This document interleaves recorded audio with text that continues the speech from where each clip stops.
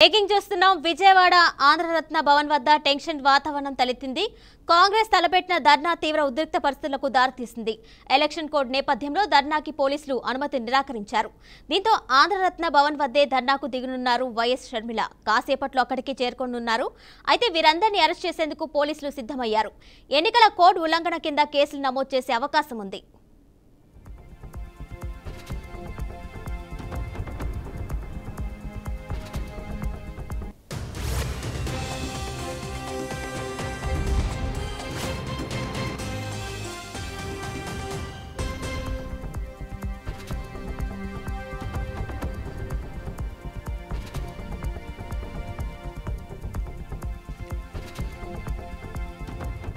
విజయవాడ ఆంధ్రరత్న భవన్ వద్ద టెన్షన్ వాతావరణం తలెత్తింది. కాంగ్రెస్ తలపెట్టిన ధర్నా తీవ్ర ఉద్రిక్త పరిస్థితులకు దారితీసింది.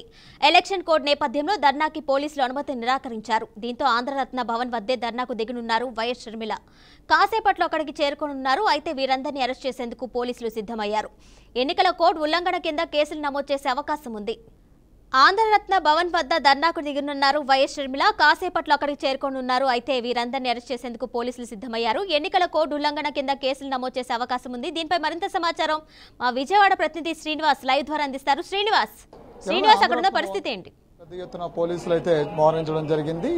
షర్మిల ఏదైతే కిరణమే ఆంధ్రరత్న భవన్ దగ్గర పెద్ద ఎత్తున పోలీసులు ఇప్పటికే చేరుకోవడం జరిగింది. ఏదైతే ఆదాయపు పన్ను ప్రధాన కార్యాలయం ఉందో అక్కడ నిరసన తెలియజేసేదానికి ప్రయత్నం చేస్తున్న నేపథ్యంలో ఈరోజు మధ్యాహ్నం 2:30కి ఆదాయపు పన్ను ప్రధాన కార్యాలయం ధర్నా నిర్వహించడానికి కాంగ్రెస్ పార్టీ శ్రేణులు అదేవిధంగా షర్మిల కూడా ఒక కార్యక్రమాన్ని చేపట్టారు. అయితే దాన్ని పోలీసులు ఇక్కడ అంటే ఏదైతే ఆదాయపు పన్ను కార్యాలయం ఉందో అక్కడ ఈ కార్యక్రమం నిర్వహించొద్దంటూ కూడా పోలీసులు ఆదేశాలు ఇవ్వడం జరిగింది. దాని నేపథ్యంలోనే ఆంధ్రరత్న భవన్ వద్దకు చేరుకోవడం జరిగింది. ఆంధ్రరత్న భవన్ వద్ద ఈరోజు 4 గంటలకు ఏదైతే ఈ 4 గంటల సమయం నుంచి కూడా పూర్తి స్థాయిలో కేంద్ర ప్రభుత్వం ఏదైతే ఉందో బీజేపీకి వ్యతిరేకంగా అదేవిధంగా కేంద్ర ఆదాయపు పన్ను శాఖ ఏదైతే ఉందో దానికి వ్యతిరేకంగా నిరసన తెలియజేసేందుకు అదేవిధంగా నినాదాలు తెలియజేసేందుకు కూడా పెద్ద ఎత్తున కాంగ్రెస్ పార్టీ శ్రేణులందరూ కూడా ఆంధ్రరత్న భవన్ చేరుకున్నారు. అయితే మరో పక్క నుంచి పోలీసులు ఏదైతే ఆదాయ పన్ను శాఖ ఉందో ఆదాయ పన్ను శాఖ వద్దకు వీళ్ళు ఎవరు వెళ్లకుండా ఉండేందుకు మరో పక్క నుంచి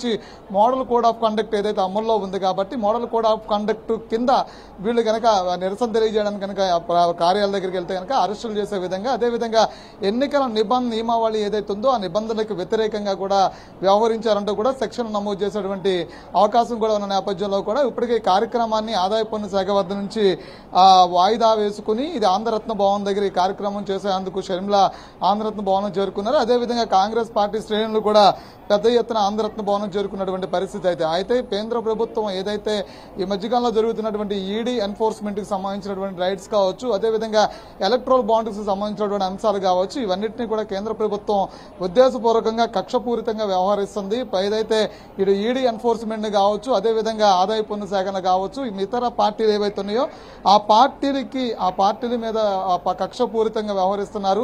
ఎలక్ట్రల్ బాండ్ కి సంబంధించినటువంటి పెద్ద ఎత్తున ట్యాక్సులు కాంగ్రెస్ ప్రభుత్వం కట్టాలి అంటూ కూడా ఇప్పటికే అకౌంట్స్ ఏవైతే ఫ్రీజ్ చేస్తున్నటువంటి పరిస్థితి కూడా ఉంది. అయితే వీటన్నిటికీ కూడా వ్యతిరేకంగా దేశవ్యాప్తంగా కూడా కాంగ్రెస్ పార్టీ శ్రేణులందరూ కూడా నిరసన తెలియజేస్తున్నటువంటి పరిస్థితి ఉంది. కాబట్టి దానిలో భాగంగా నిరసన తెలియజేసేటువంటి అవకాశం నిరసన తెలియజేసేందుకు సిద్ధమైన నేపథ్యంలో కూడా ఎంసీసీ ఉన్నటువంటి నేపథ్యంలో కూడా పూర్తి స్థాయిలో ఈ కార్యక్రమం నిరసనని వాయిదా వేసుకోవాలంటూ కూడా పోలీసులు చెప్పడం జరిగింది. ఒకవేళ ఇలాంటి నిరసన తెలియజేయాలంటే కనుక ఎన్నికల కమిషన్ మొదటగానే చెప్పడం కూడా జరిగింది. ఇలాంటి కార్యక్రమం ఏది చేపట్టినప్పుడు కూడా వాళ్ళు పూర్తి స్థాయిలో ఎన్నికల కమిషన్ నుంచి అనుమతులు తీసుకోవాల్సిన నేపథ్యం కూడా ఉంది. కాబట్టి ఏదైతే అనుమతులు లేనటువంటి ఇలాంటి కార్యక్రమాలు ఉన్నాయో వాటిని పోలీసులు పూర్తిగా వ్యతిరేకిస్తున్నటువంటి పరిస్థితి కనిపిస్తుంది. కిరణమై అయితే శ్రీనివాస్, వైఎస్ షర్మిల అక్కడికి ఎంతసేపట్లో చేరుకునే అవకాశం ఉంటుంది? అలాగే కాంగ్రెస్ కార్యకర్తలు ఆవిడతో పాటు ఎవరెవరు ఈ నిరసనలో పాల్గొనే అవకాశం ఉంటుంది?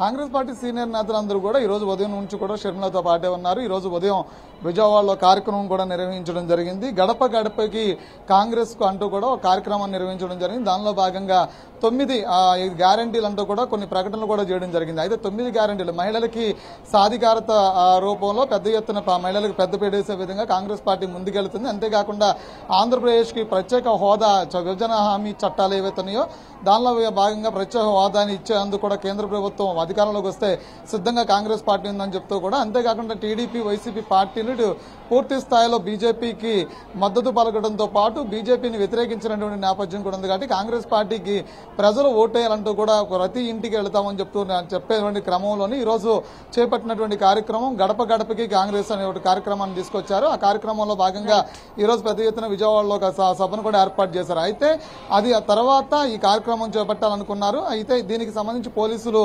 అనుమతి లేకుండా నిరాకరించినటువంటి నేపథ్యం కూడా కనిపిస్తుంది. దీంతో పాటు ఇటు రఘువీరారెడ్డి, పల్లం రాజు ఇలాంటి సీనియర్ నేతలు ఎవరైతే ఉన్నారో కాంగ్రెస్ పార్టీ సీనియర్ నేతలందరూ కూడా ఉదయం నుంచి షర్మిలతో పాటు ఉన్నటువంటి పరిస్థితి ఉంది. Right Srinivas, thank you.